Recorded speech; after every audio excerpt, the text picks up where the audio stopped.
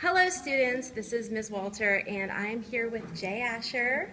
And I know you guys said that you didn't believe I really know him, but the most impressive thing is that you know who I am. I do. You remember whenever we met and where it was?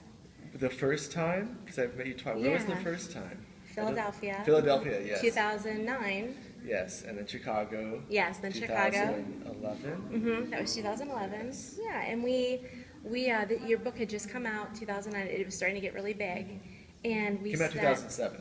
oh yeah, but in it 2009 it started- started yeah. getting really big, and then we were at the Marriott in Philadelphia for the NCTE conference, and we were supposed to work together with Matt De La Pena. Yes. And then we had been corresponding for a while, so yeah, and we began talking to each other, and we've kept in touch since then.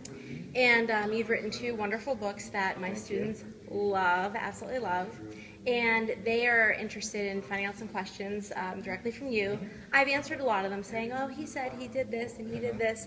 But I selected 4 questions that I asked my students today.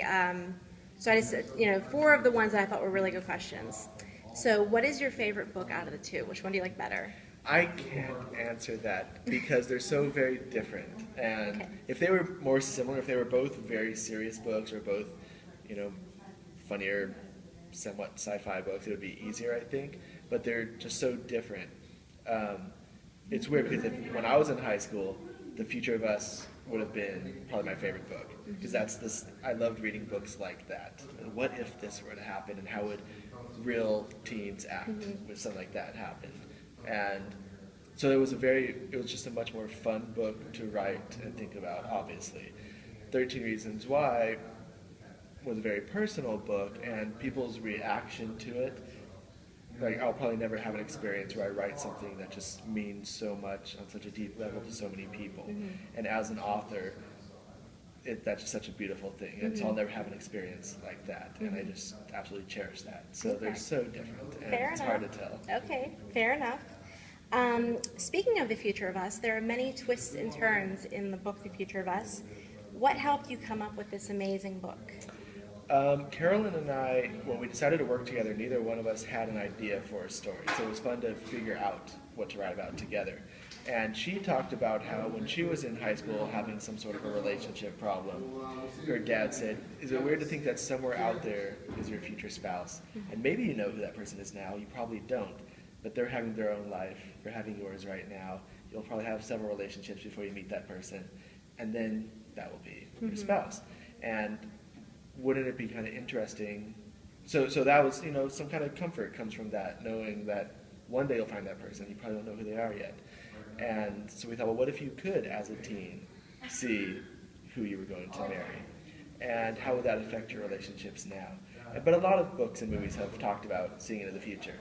So we thought it would be more interesting, what if they saw it online? Because on something like Facebook, it's all the information you could possibly want to know about your future. So that's why we did that. That was our little twist. And then we set it, we thought, rather than having it set now, looking into the future, if we set it in the past, when the internet was kind of new, it would be kind of a little commentary on if somebody back then were to look at life now, what would they think about how we write all these really personal things online. And so it was a fun way to tackle lots of different issues. Okay, all right, good, all right. Next question, what do you have to do to become a successful author? Write a really awesome book. But I spent years writing books that I thought were great and that I still think are actually really good, and I'd love to go back and tweak them. The more you write, the better you're going to be at writing. And so you might have a great idea, but maybe you aren't the writer that can bring out the full potential of that book yet. So that's why some of my earlier books I want to go back and kind of revisit, and maybe, because I still like the ideas, but I think I can make them better books now.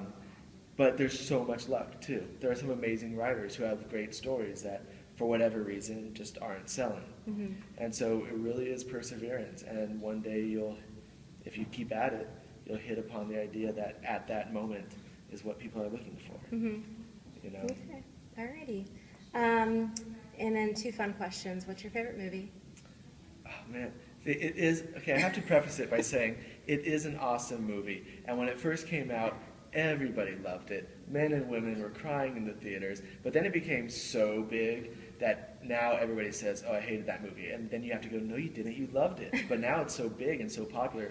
So Titanic. What? Don't laugh. No, it is. It's an awesome movie. I thought you were going to say I'm The not Goonies. defensive. Goonies is the most fun movie ever made. I think I remember reading on your MySpace that it was you had Goonies listed. I think you might have Probably. said that. I did. I love the Goonies. Okay, so Titanic. Okay, I do. never would have known that. Yeah, and that's Okay, fine. I have no all right. shame Well, about yeah, that. there you go. That's cool. And then, what are your other hobbies? I play guitar badly, Okay. and that's part of the hobby is playing it badly. Okay. I don't want to get better, but yeah. So I like that, and then my son will be 3 in December. So right now, the past several years, like all my free time Being a is dad. being a daddy. Yeah. Okay. Alrighty, then I actually have a question. I am coming up with trivia questions for the Mercer County Great Book Race, and there are 12 books that we are using, and your book, The Future of Us, is one of them. Would you like to give me a trivia question from that book that I can include? Trivia question. Wow. Well, see, if for people that have read 13 Reasons Why, there's a little homage, little ode to 13 Reasons Why in The Future of Us. That if you're looking for I don't it, even think what it when you is. read it, if you're looking for it, you'll go, okay, this is it right here. And so there's that. What is it? Oh, do you want me to say right Yeah. now? So Yeah. near the end of the book, when Josh decides he's going to get back into drawing, and he's like all stressed out about all this stuff, and he's like, I need to release somehow. So he goes and gets all of his art material that he stashed away in his closet, and there's this pad of paper up there. But before he can get to the pad of paper, he has to move a shoebox full of cassette tapes to the side. Okay. Now they're punk rock cassette tapes that his brother gave him, but I put that in there and intentionally put it in a shoebox. Okay. Intentionally made them tapes. Well, you know what? I'm going to use that question. I'm going to Very ask cool. what is in the box that he moves. Okay, that's Yeah. good. That's a good question. Okay, well, thank you so much. Yeah, thank you. Anything you'd like to say to my students, my 8th grade students at Grove City Middle School? If you happen to accidentally steal my books, she'll buy more. So that would be helping me. Thank you. Awesome. Well, thank you so much. And so there you go. I hope you enjoyed our little interview. And I will definitely be the first person to let you know whenever his next book comes out. I will let you know. Whenever it is, yes, let me know, and I will definitely promote it. Thanks, guys. Bye.